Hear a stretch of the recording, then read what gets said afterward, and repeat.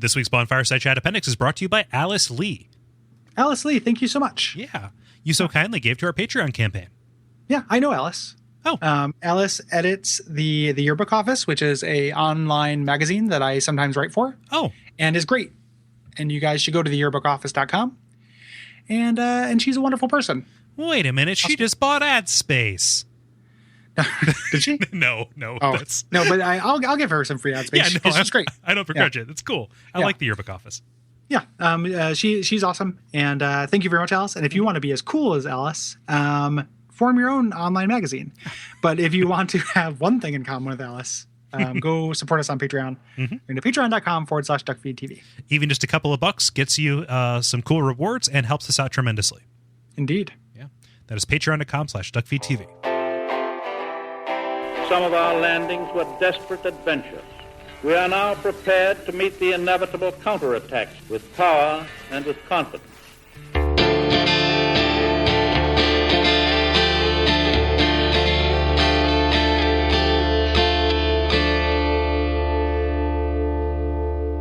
My name is Gary Butterfield. My name is Kole Ross. And my name is Jake Booth. And you're listening to Bonfire Side Chat. It is Appendix. It is a Cursed second favorite. Yes, and this week we are reading your responses to Harvest Valley and the Earthen Peak, from the lowest lows to the highest highs. Thank you for sticking around, Jake. No problem. It's been a whole week. It's not like I have anything better to do. Yeah, we have quite a few responses, so thanks everybody for chipping in. Yeah. I'll go ahead and get us started just real quick with a brief one. Allison Baker, our friend and yours, says via Facebook, a minor correction. There are definitely not infinite spiders in the pre-Freya summoning area. And she knows because she killed them all every single time. Yeah. So I made that claim, I think under the guise of they were effectively endless. I think that they were endless insofar as I didn't have enough patience to kill all of them. Yeah, I think we said they were endless like a soup salad bar was like endless, like where it's like, you can get your fill. Yeah. But yeah. See, I had no trouble killing them, and I quite enjoyed it because it's like living my real life every day. Art imitating life, I think is what they call it. Well, you are. I mean, not to be nationalist here, but you are in Australia, a noted place of poisonous things. Well, exactly. So Yeah. It's the Harvest Valley. Freya's Boss Room and Harvest Valley. It's my dream. What's the scariest animal you've run into? Like actually seen? Is that like actually a thing? Excuse my ignorance. Probably snakes. Snakes are very scary. Yeah. Yeah. Well, I hope that you're still with us Yeah. in the near future, and don't get killed by anything poisonous. Yeah. Sorry.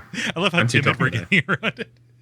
Yeah, I've never considered the idea of being racist against somebody from Australia. Yeah. But I don't want to accidentally do it. So it's true. All right. Yeah, like I said, it is playing into a stereotype. But why is skeletons always up to evil stuff?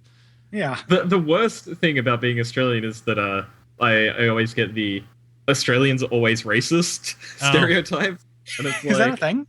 Well, yeah, apparently that is a thing. And that's probably the only one that I find incredibly annoying. Yeah, that's an assault on character. It's not, Well, it's also like like you guys sort make of great nonsensical mixtapes. to me. Like, Yeah. Oh well. Americans get that too. Yeah. I've never heard that stereotype before. I'll be sure to color all of my past interactions with you through that filter. Okay. I won't do that. I'll pick up here with Dylan McCollum via Facebook, who writes in again with another correction. We're very adamant about having the correction section because we do get things wrong. So I want everybody to know we're calling a follow-up. I'm looking at all these. You got quite a few wrong. Jeez. Yeah, we own it. We really do. But Dylan writes in to say, I hate to be that guy, and this may be a little silly, but Kole mentioned the significance of Cromwell's name in the last episode, the one about Brightstone Cove Seldora.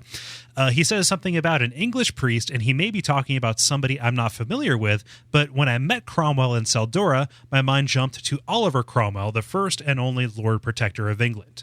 Indeed, Dylan, this is the person that I was referring to. In the interest of not giving the entire history lesson, which he so kindly provided, he was somebody who just basically was a Puritan commander in the English Civil War. And once he got into power, he put in a bunch of really puritanical rules and also killed like half of Ireland. And they got so sick of him that they brought back the monarchy. So he is indeed an infamous figure in English history, and that is totally who I was thinking of when I said that. Priest and religious person are synonymous in my mind.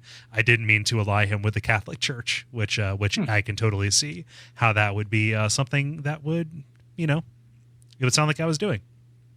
Mm-hmm. Yeah, and don't apologize for being that guy. It is a dumb thing I said. It's a fine guy to be. Yeah. Mm-hmm. Do you want to read the next one, Jake? Yeah, no problem. This is from Brian via the contact form.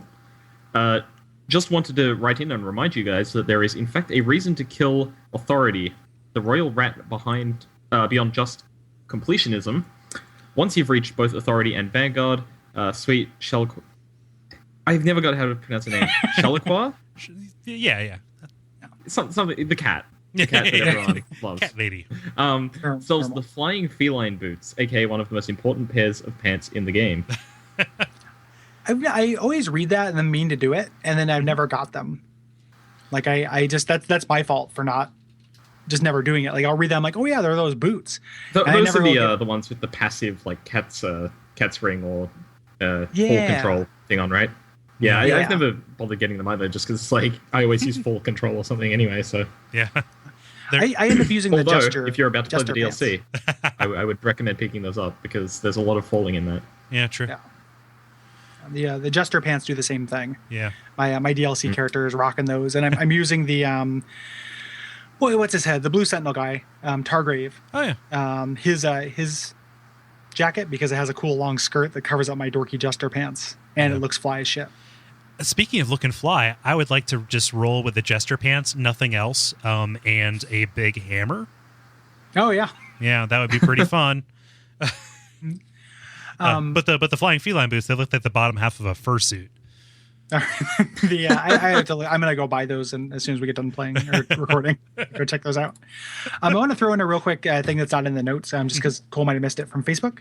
Mm-hmm. Brian Coleman wrote in with a couple of corrections. I'm going to paraphrase because these haven't been edited. The spikes in Brightstone in the lower courtyard don't cause curse. So we were not sure about that, but I said that I thought that they might.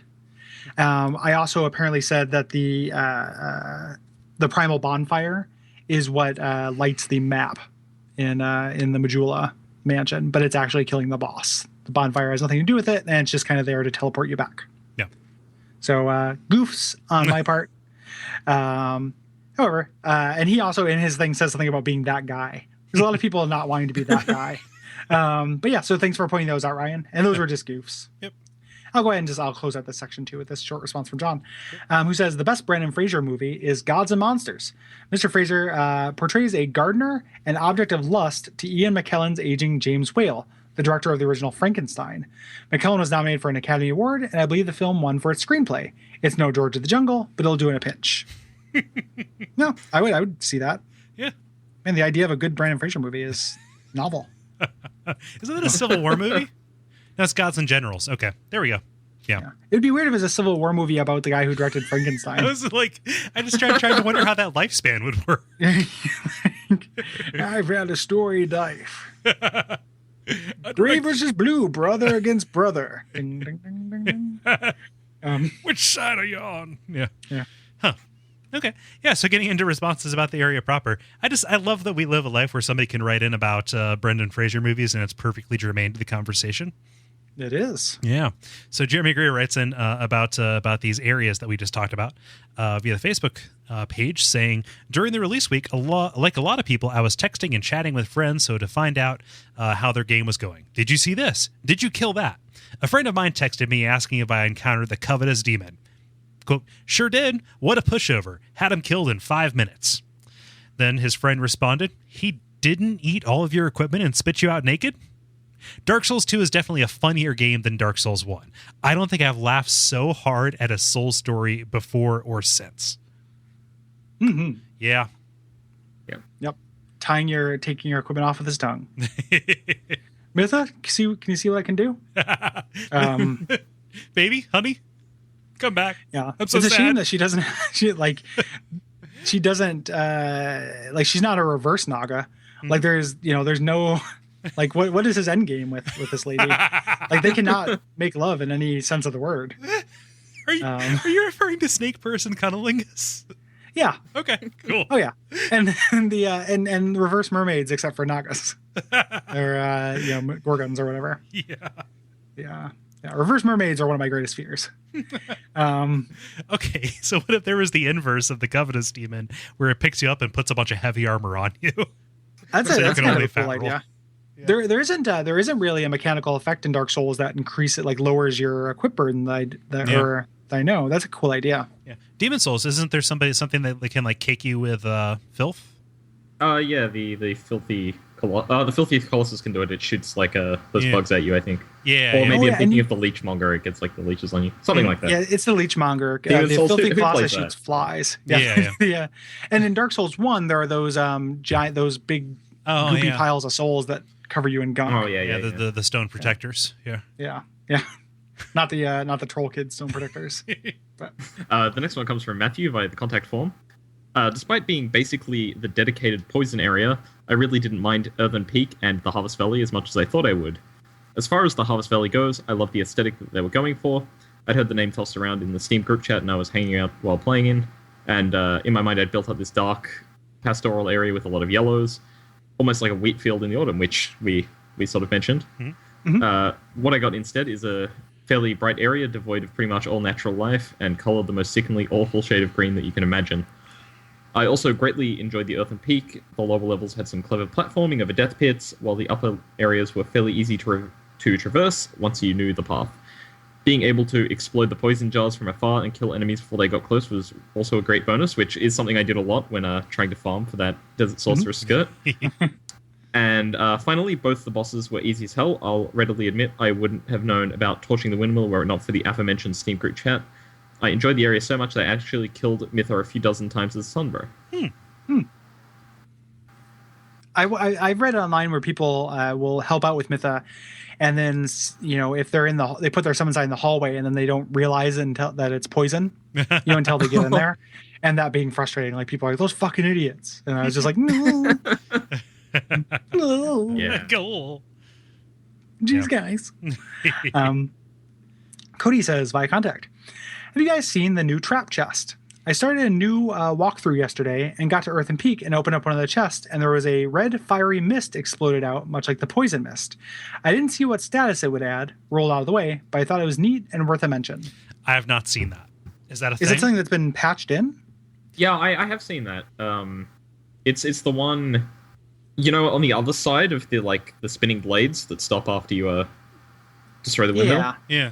Yeah, it's in an iron chest there. I have no idea what it does though. Like I dodged the other way too. Huh. I'm guessing like red fiery. Maybe it does fire damage. I don't know. Maybe. I'm looking up a list of the trapped chests right now. So there's an explosive chest, but it doesn't allude to that being something that is relatively new. I think when I read this, what I assumed was that it was something that was added for the DLC, but it might just be something that causes fire damage. Yeah, I think maybe new is in added new to Dark Souls 2. Yeah. Yeah, new to the game. Like we haven't run into them yet. Yeah. So that makes sense. Yeah. Cool. Yeah. I'm so trained to roll. Like it's so ingrained that it's actually kind of bizarre to me that is tied to agility or adaptability. Like you're just kind of like, duh, you just roll. Yeah. No.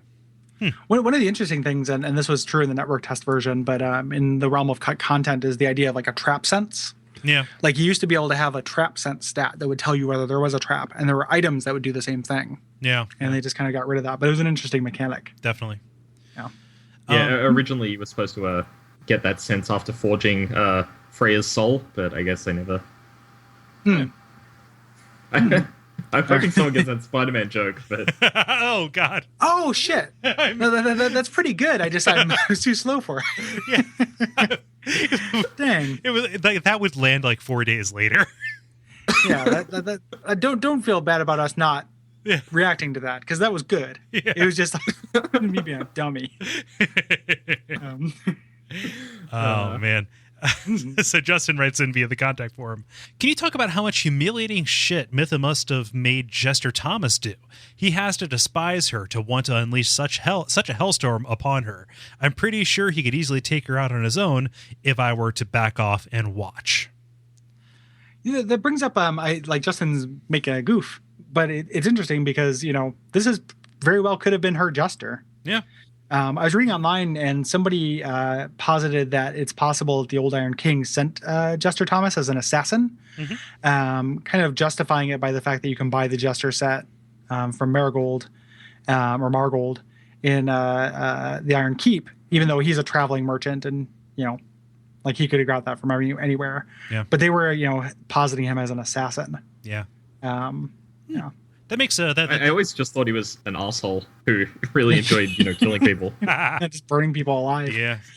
I'm not going to make the obvious not that joke. complex character. Yeah. I wonder what the connection is between this area and where he shows up later. That I don't know, but it's interesting. Yeah. And it could just be a mechanical thing, like many things in Dark Souls do, frustratingly. But it is a hell of a thing. Yeah. Well, there are also two other pieces of evidence. Mytha was luring people in with these with these puppets, and I always kind of associate jesters with puppet toy kind of things, like a Punch and Judy show kind of thing. Sure. Yeah. So like there could be some kind of thematic connection to that as well. The fact that she was keeping him there for her pleasure, like she was wont to do. Yeah. So she had the pet and stuff. That makes a sense. Yeah. Yeah. Mm-hmm. Cool. Jake, do you want to read Sean Name's thing? The next is from Sean Ghost Party Clothier via Facebook. The honeycombed area full of artificial undead in Harvest Valley is kind of ridiculous. I haven't been able to work out how anyone of an appropriate level is supposed to clear them without cheesing them.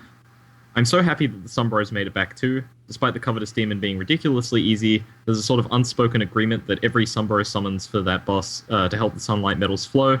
And the Sun Sword, it's my favorite weapon in this game, pre-weird DLC Whip Sword, which I'm sure you guys will cover later.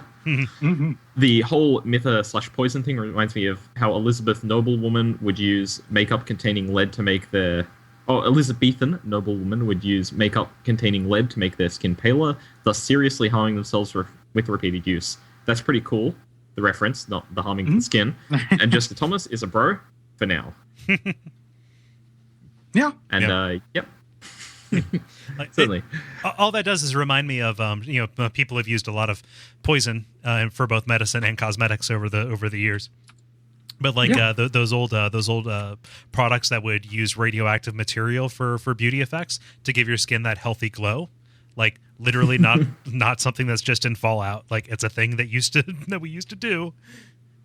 Yeah, there's people used to use aquavitae. I believe, and they used to use it on their teeth, and it would whiten your teeth by essentially stripping a layer off of your teeth. Yep. So you would have these very white teeth, and eventually you'd have these black nubs. Yeah, aquavitae, pretty much just acid, isn't it? Yeah. Yeah. Yeah. Uh-huh. Goes down smooth. Yep. Yeah. And it sounds cool. It sounds like a cool alchemy thing. Yeah. I know about that from Amnesia. Yeah. Yeah. James Gowan says via Facebook, I felt pretty terrified the first time I laid eyes on the Mounted Overseers. Also, getting one-shotted by their dark magic was also, very surprisingly, the first time I died to them. Kind of like getting pancake flattened by Havel the Rock in Dark Souls 1. That slack-jawed, dumb, stunned look of disbelief. I finally summoned up my resolve and managed to figure out ways to kill them, and was surprised that their rider just disappeared along right with them.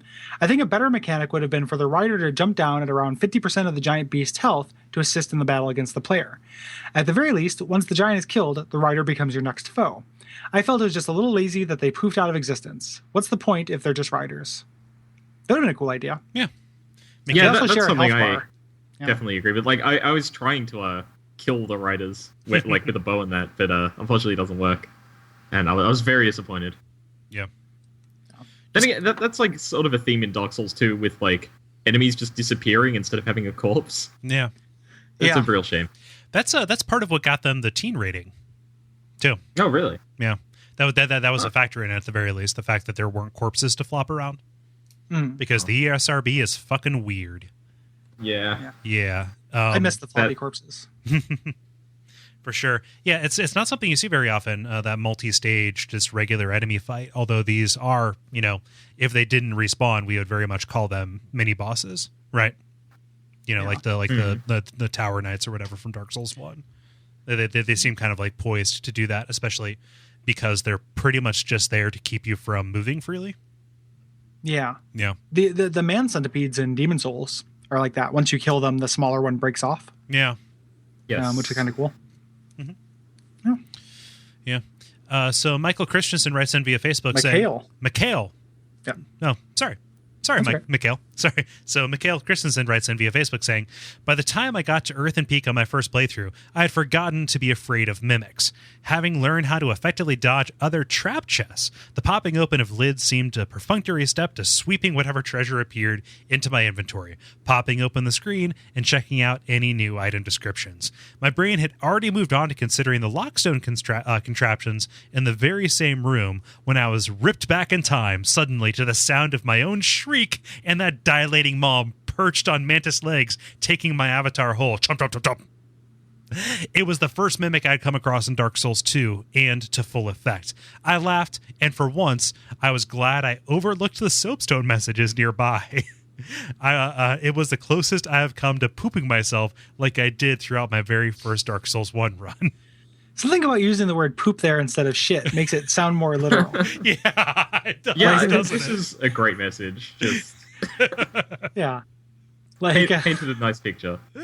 Yeah, that's a real nice capra. Just like there's something about pooping yourself. Just I don't know. Yeah, it makes it sound. Well, it's because that's what we say when kids do it. Yeah, like you don't say, "Oh, little Timmy just shit himself." Like there's a certain literalness to it. You say, "Oh man, Timmy just shit." Like, oh yeah, he experienced some kind of shocking stimulus and had a proportionate response to it. Like, oh, he pooped himself. like if I created dirt in my clothes, I would say, "Oh guys, I just pooped. Sorry, I'll be right back." Yeah, I mean, if we actually did, I'm sorry, go ahead. Oh no, it's fine. just awkward. Like you go first. You go first. Oh, I was just gonna say, Mikhail, if you did actually poop yourself, we don't want to hurt your feelings or anything. No, sorry. I don't think that's what I was going to say. Is like it was the closest I've come to pooping myself. Does that mean like he actually did poop himself in the first Dark Souls 2 run? Oh, the Dark Souls 1 run? Yeah. I really want to know now. Yeah, but yeah, it's part of the human condition. It's fine. Don't worry. We are not laying shame. Yeah, it happens sometimes. Like people, like it happens sometimes as an adult. Like sometimes it doesn't happen a lot, but like you're not feeling good. Yeah, and just happens to all of us. Yeah, it's terrible. Yeah, it's the stuff of nightmares. Yeah, it is literally the worst. Being incontinent is one of my like most literal and logical fears. Yeah, it's like right behind dementia, actually. Yeah. Like man, just like I just can't do anything about this. Thankfully, one usually follows the other, so like it's not something you have to worry about that long. Yeah. I would prefer to go dementia first, then incontinent. If I had to choose. It's like I want to get killed and then eaten in that order, not the other way around.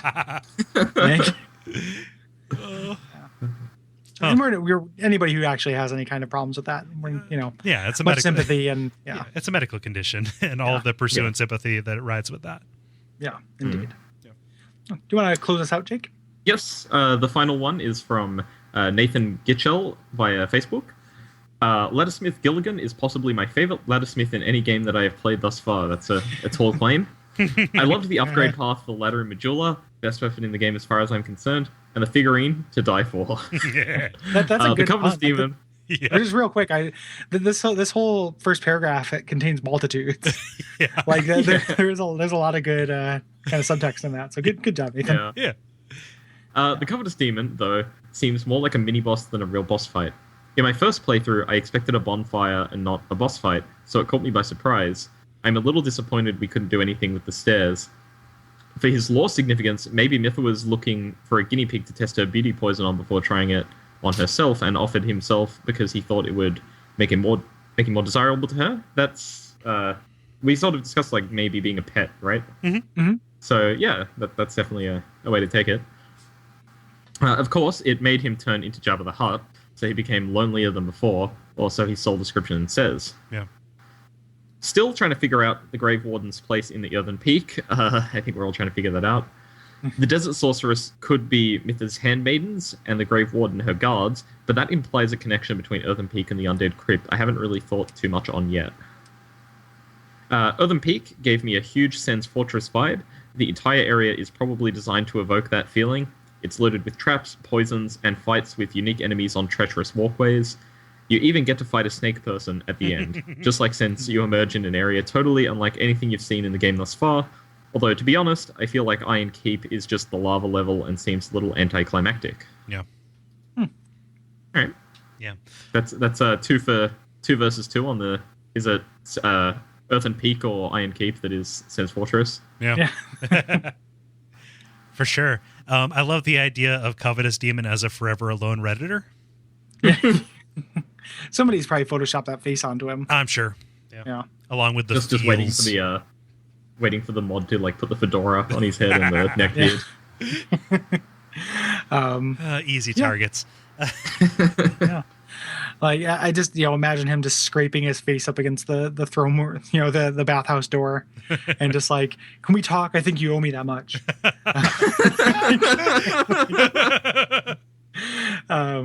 Yeah. We can all agree those people are pieces of shit. Yeah. Some interesting things in there, like the idea of him being a test subject. We kind of had called him a pet, but the idea of like, but even then that would kind of imply like she tested the poison out, before it turned her into this Naga. So like the idea being like, is this because she took too much poison? Is this what she was actually going for? Did she get some body dysmorphia? Or is this like an accidental thing? Like, the poison, I thought it would make me beautiful. Whoops. Like what the actual effect is and why she's all snaky. Yeah. We don't know. And if it was an accident, the idea of her testing it on Covetous Demon and being like, oh, this is what happens. Like, it'd be weird for it to follow for her to do it to herself. Yeah. Well, maybe it's a testing in like the opposite direction. Because I mean, the Covetous Demon doesn't really resemble much of the other poison-afflicted denizens of the peak. Mm-hmm. So maybe it's a hopeful cure. Yeah, that's true. And it's possible she was testing like the transformative effects on trying to create more miners as well. Mm-hmm. Yeah. Yeah. Mm-hmm. I don't know. Yeah, there's a nice little bit in his it's either in his soul description or hers, where it says like the things that we do for this compelling madness known as love. Yeah. Or something like that, which is a nice like little like good line. Again, editorial voice in those in those item descriptions. This area has a great ratio of answer to unanswered questions. Yeah. Yeah. Yeah. I agree with you. It feels good in that respect. So, and that's everybody. That's it for responses. Thank you guys very much. Yeah. If we got some stuff wrong in this last episode, which we probably did, or if you just want to ask us about the Iron Keep, or not ask us about, ask me about the Iron Keep. If you have comments about the Iron Keep, Jesus, if you have comments about the Iron Keep, head on over to duckfeed.tv/contact or the Facebook group and share those with us. Yeah. And have absolutely no fear of being that guy. Yeah, exactly. It's fine to be that guy. Yeah, it's helpful. We get stuff wrong all the time, and it's greatly appreciated when we can set the record right.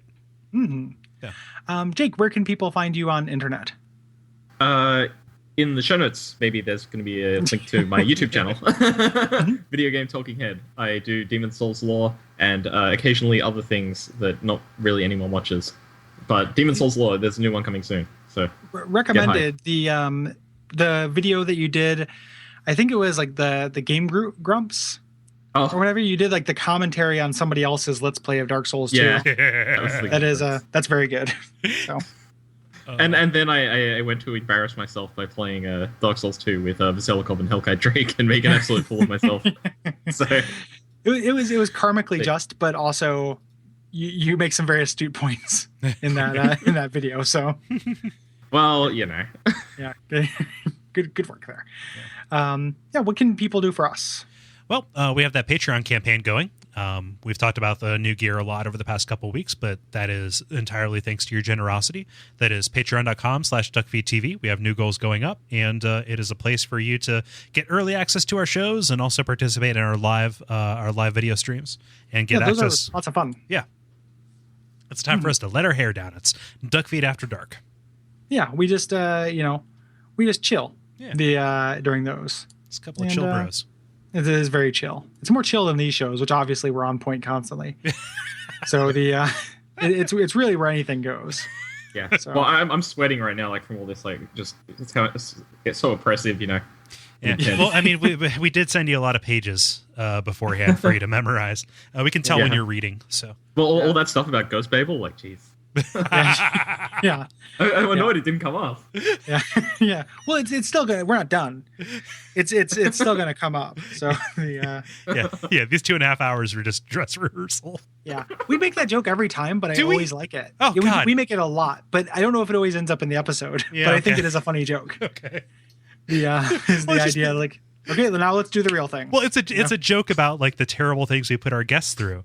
Also, I don't know if we said it last time. What time did you wake up to be with us, Jake? Oh, like 3 a.m. Oh, that's fun. that's fucking psychotic that we made you do that. I started doing this though at like 7, and I was like, I'll have enough time to be able to head off to work, and I've got to go in like 5 minutes. Oh shit! Oh, yeah, man. let's draw to a close. It's not thank you so much for thank you again. Mm-hmm. Oh, no problem. I'm more than happy to appear. Yeah. As inconvenient as it is for all of our timetables, it's always fun. Yeah, except for me, puts on sunglasses. Yeah.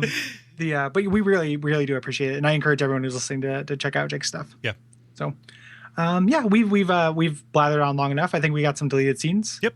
For you. So here they are.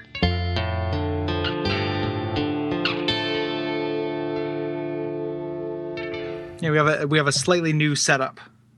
Yeah, I noticed. Yeah. So and so far so good. That's great.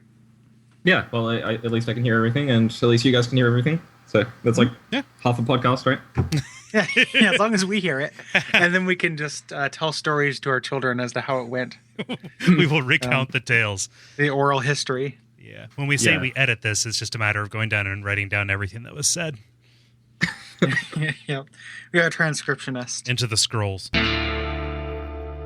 right. Well, I am willing to get started.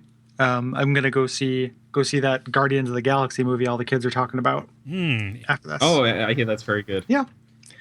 I only recently saw Winter Soldier. Oh yeah, I enjoyed it a lot. Yeah, Winter Soldier is great.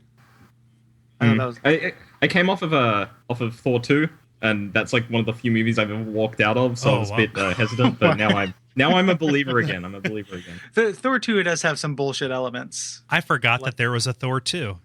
It's real forgettable. Well, I wouldn't have minded it that much if the first, like, I assume the first half, I don't know if it keeps going, wasn't just, like, Thor's human friends. Like, if I wanted that, I'd go watch an 80s cartoon or something, you know?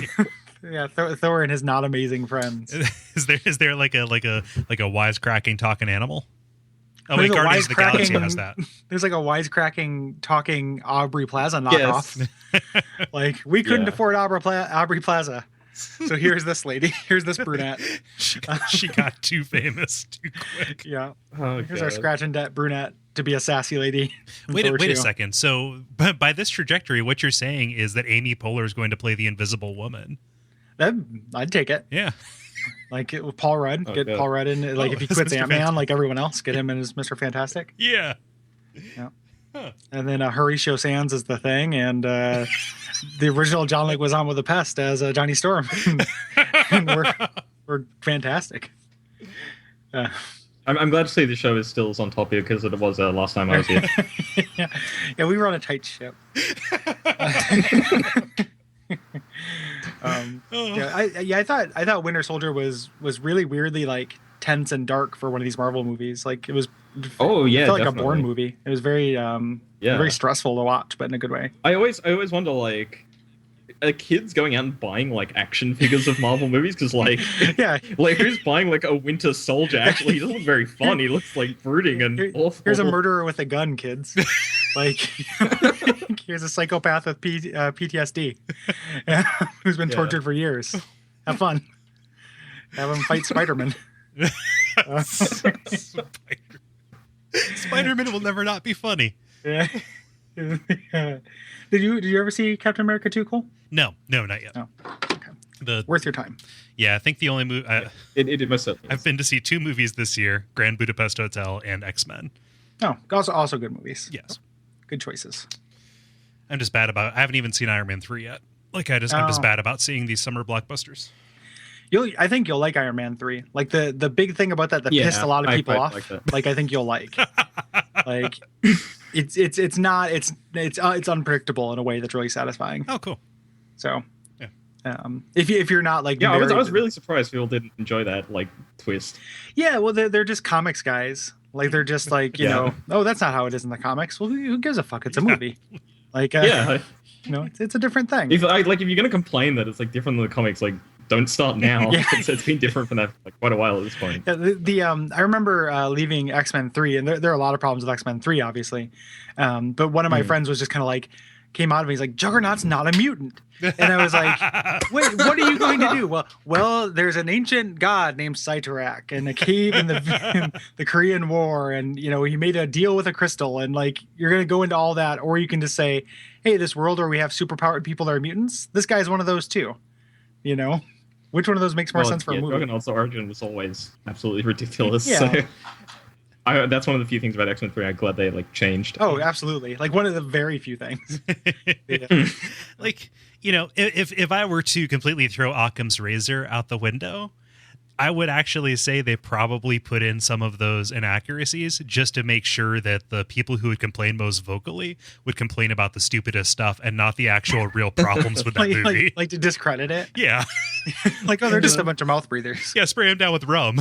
That way nobody will believe them. But I don't know, like, with that much effort, though, when they just write, like, a better script, at that point, I'm not sure. Posh. They didn't want to pay Cyclops for the whole movie. Oh, geez. Yeah, you can't get around James Martin. Because he had to play a reporter buddy in that Superman that nobody remembers and nobody liked. The Kevin Spacey one? Yeah. That existed. Yeah, it's a terrible fucking movie. Like most Superman movies, apparently. Yeah, absolutely. Like his plot is to make like big, disgusting, craggy real estate. That's the villain Superman's up against. Is somebody who's trying to make bad real estate. Wait a minute. So the villain, he's a Scooby-Doo villain? He's real estate?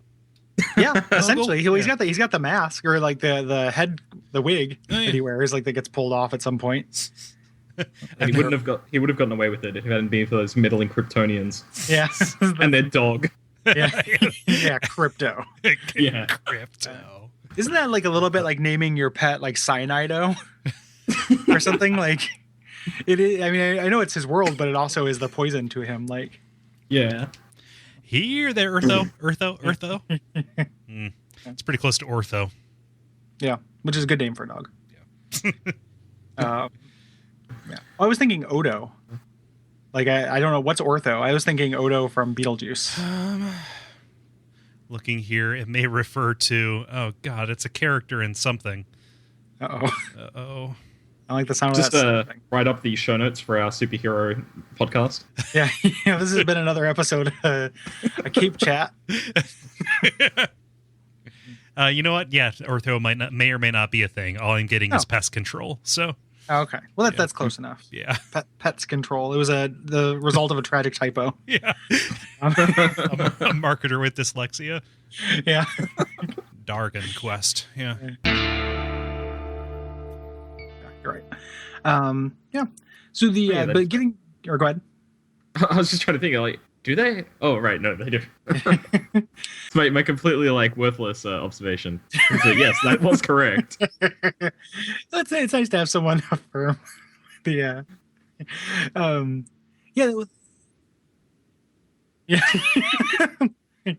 I'm over here playing the boss tone for the two of you. I'm back.